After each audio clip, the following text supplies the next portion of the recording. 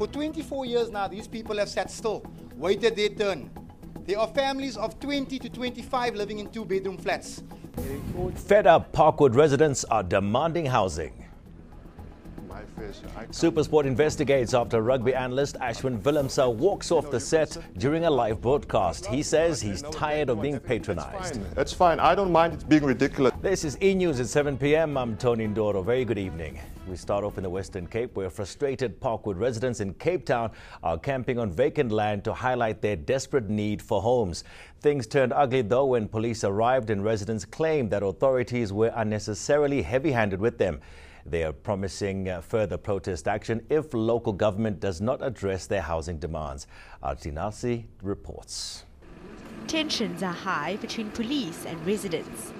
But these protesters say this is not a land grab. They say they are demanding adequate housing in a peaceful manner, and police took unnecessary action against them. It was just expressing the frustration of homeless people, landless people, and overcrowdedness in our community. So going there with the land grabbing, it's not through. This morning at about 7:30, myself and the other people, the backyard landless people, were camping on the site. Law enforcement agencies came about that time, and they just came to kick our people like dogs. But police are denying these allegations. Officials say action was taken to stop the violence.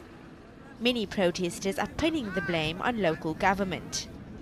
Maar om die mense te skiet en te trap soos hulle wil, ons is mos die varke nie. Ons eindbas gewees, ons soek behuising. Ons het met ons council gepraat. Ons council het en die DA government het by ons gefail as colored community. This is a legitimate protest. This is how the state criminalizes our needs. Right? The needs of the Aboriginal people are met with bullets. It doesn't happen anywhere else. These flats over here, that you see over there, that is apartheid spatial planning. These flats were designed for families of 4 to 6. For 24 years now, these people have sat still, waited their turn. There are families of 20 to 25 living in two-bedroom flats. There has been no effort by the DA government to accommodate our needs. Western Cape Human Settlements MEC, Bongi Nkosi Madikizela, is condemning the violence. He will meet with community leaders on Tuesday to discuss their concerns. THIS, Cape Town. A prominent rugby analyst's walkout during a live broadcast on Supersport has set tongues wagging. Former Lions and Springbok wing Ashwin Willemse left the pay channel set after an apparent disagreement with fellow presenters Nick Mallet and Naus Botha. Willemse says he felt patronized by them and he stormed off. Supersport says it is investigating the incident, and here's how it unfolded. See, I think it's important for me because, I've played this game for a long time. Like all of us here, I think, And as a player, I was labeled a quota player for a long time. And I've earned hard and worked hard to earn my own respect in this game. So I'm not going to be patronized by two individuals that have played in an apartheid, a segregated era, and come and want to undermine, And so I think for me, I've had my fair share. I can't work with people that undermine other people, and you can sit and you can laugh about it. I'm not laughing about it. But you know exactly what happened. It's fine. It's fine. I don't mind it being ridiculous. I'm glad it happens on air so people can see. Because you two sit here. No, it's fine. Well, Supersport plans to hold a meeting about the incident tomorrow. A spokesperson for the channel spoke to anchor Tembekile Mkhototo on our sister channel eNCA earlier. We take the claims very seriously, it goes without saying. However, I cannot speculate or preempt lest it prejudices the findings of the investigation. But had a complaint about tension between the three men been brought to your attention in the past? As I said, I cannot speculate, as I explained to your producer. I'm not asking you to speculate, Mr. van der Berg. I'm asking you if, as a matter of fact, your channel had been notified prior to what we saw last night that these three men were not getting along. I'm not asking you about what you found out after last night. I'm asking you if you were indeed aware that they were not getting on as they should have been. And I'm telling you, I cannot possibly speculate, lest I compromise the investigation. So it was never brought to your attention in the past? As I said, my previous comments remained. What is your plan to fix this? We're meeting first thing in the morning, and as I said, an investigation is taking place, and we will take advice from those findings. The Sports and Recreation Department has weighed in. It is denouncing what it calls white supremacy in sport. Minister Thoko Xasa will meet Supersport management this week to discuss this incident. She's calling on Supersport to suspend the 2 panelists involved while investigations are underway. The minister says the continued appearance of Mallet and Botha will seem as an endorsement of their alleged racist behavior. She says white entitlement in rugby must come to an end. Minister will get a brief from the management of Supersport to really say what exactly happened there, and obviously to discuss what is their plan around this particular matter. But it's no point in making them mince our words. Whenever we see acts of racism, pop up in South Africa, we must condemn it because really racism actually degrades many people who have actually tried to work hard. To make, their own name and to transform this particular country to reflect the demographics of its people. Well, on to other news now, and the ANC in KwaZulu-Natal continues to face challenges. 5 ANC regions in the troubled province today petitioned the party's national leadership to postpone the provincial congress scheduled for this month. Disgruntled members have delivered a memorandum to a member of the National Working Committee demanding a solution to end political killings before a provincial congress is held. Some say they are living in fear. Awazi ukukhuluma ngeconference unendawo ongakwazi ukuzona. Ungakwazi ukungena endaweni ezithile. Okusho ukuthi uzongena nale ibhamu ezinkulu zonke ithuku umoya khona. Ngoba uyasaba futhi awasaba ama-comrades. Now, the Ukahlamba region in Ladysmith is one of the unhappy regions. Angry ANC members from the area have gone on a rampage. They are demanding that regional leaders who were elected in December vacate the office. Last week, a high court set aside an earlier order that allowed the regional conference to be held. Some members are disrupting a meeting set up to discuss contention in the region. Here's that moment when a scuffle broke out.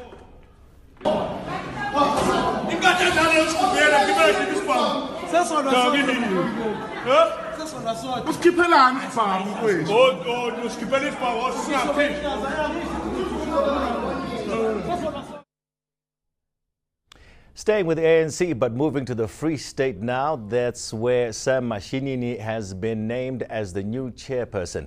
Delegates didn't vote at the Provincial Elective Congress yesterday, but members were nominated and seconded for positions. William Bulwane was named deputy chairperson and Paseka Nompondo secretary. Some members have accused the conference organizers of not following due process. Coming up after the break, we'll put a face to the struggle that medical graduates are going through as they wait to be placed in public. Welcome back now. Desperate, unplaced medical graduates say the health department is failing them. The doctors need to be placed in public hospitals for training because it is a requirement for them to complete their qualification. Zikona Chona spoke to some of them. These young doctors are pleading with the Department of Health to place them in public hospitals, some to do their internships, others to do their community service. Each has their own story. This 28-year-old graduated from Wits University in 2015 and she did her 2-year internship at a Gauteng hospital. As a recipient of a bursary from the Gauteng provincial government, she now has to be placed at a hospital in the province to do her community service. My hopes and dreams was obviously to serve my community because that's where it all stems from. When you grow up and you see people around you falling sick, you always think, is there something that I can do? The Soweto-born woman says this year she should be doing exactly that, serving her community, but instead she's sitting at home doing nothing. I felt disappointed in the system, disappointed in the situation that's happening, saddened basically because I don't know what the solution is? Now I ask myself every single morning when I wake up why I did this. Oluwatumisia Debanji is a qualified nurse and medical school graduate. She's a permanent resident of South Africa who's originally from Nigeria.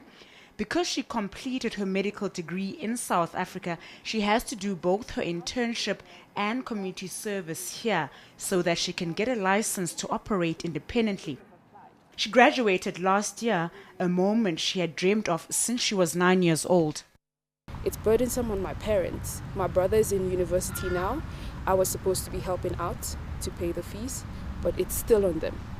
So I think it's just unfair. There are different stories represented out there. There are people whose families are waiting for breadwinners. And the concern now is if they're struggling with our placement now, what happens to our colleagues coming behind us?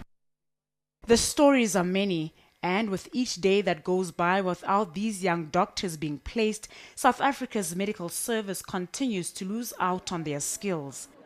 The health department acknowledges a shortage of spaces available for training, but it says it's not aware of any South African graduates who have not been placed.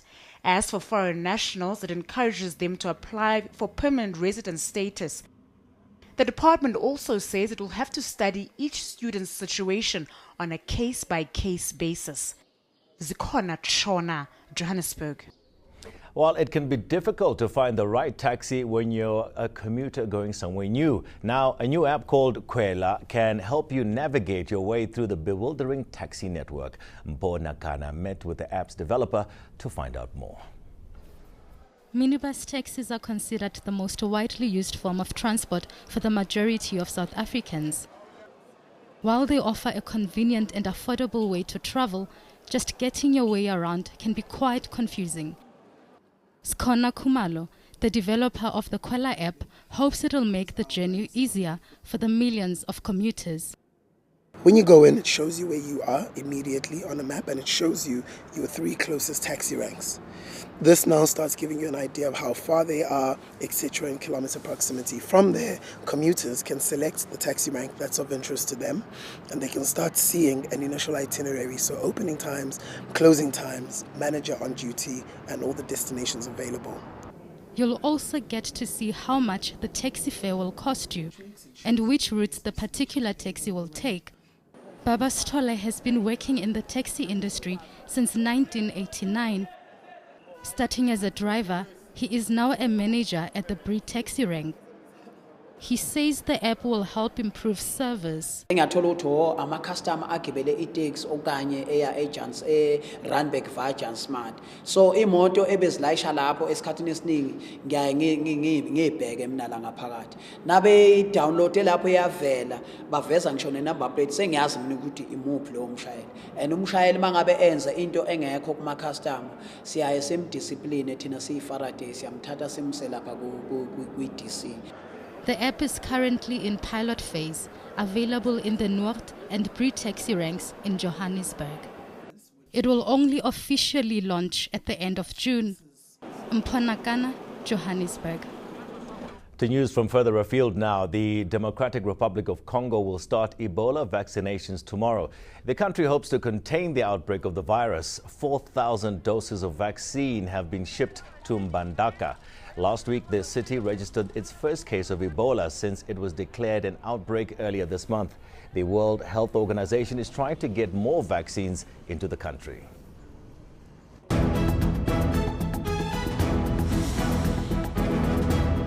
Here's a recap of your main stories tonight. For 24 years now, these people have sat still, waited their turn. There are families of 20 to 25 living in 2-bedroom flats. Fed up Parkwood residents are demanding housing.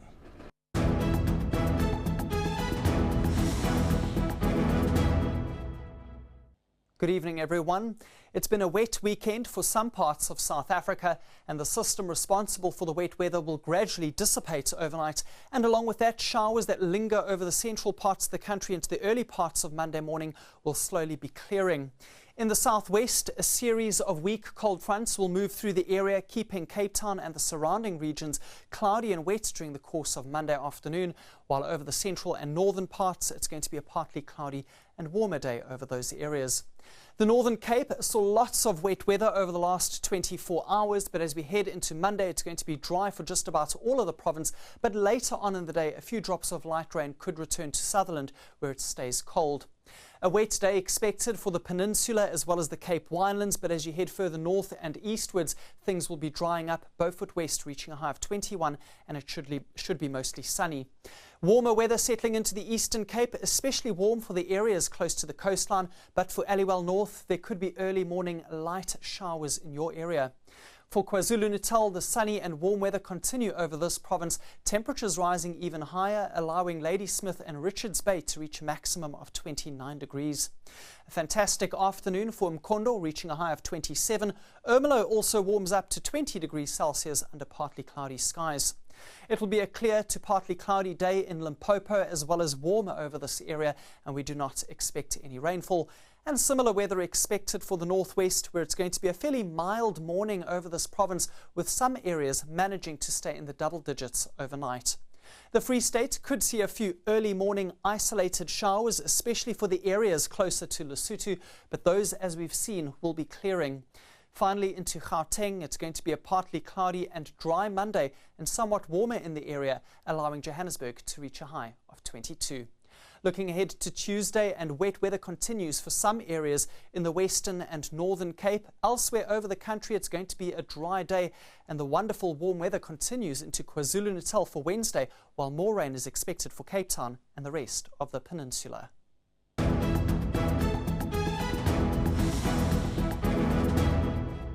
And finally, what's been making news on the entertainment front this week? Lindy Wesitole has the highlights for us. One women's organization is petitioning against Chris Brown, Nelly, Eminem and the Red Hot Chili Peppers. They are saying these artists are accused of sexual assault and should be removed from the streaming service Spotify. Spotify has already removed R. Kelly from its playlist, but the group Ultraviolet insists that more should be done. R. Kelly's team responded saying that the R&B singer has done nothing wrong and that the allegations are unproven. The Cannes Festival just wrapped up this weekend. Here's one film from there that caught my eye.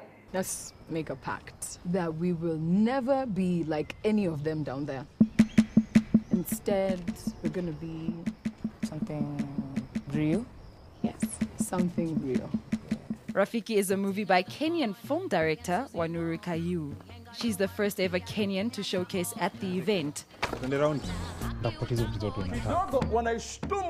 Rafiki, meaning friend, is a romance about two young women who fall in love.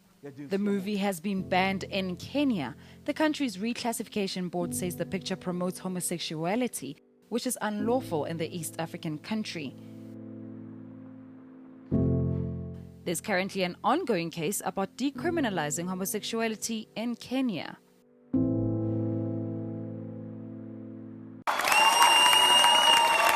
The film's been well received internationally, getting the nod for several nominations. It's also received a standing ovation at Cannes. And that's it from me. Till next time.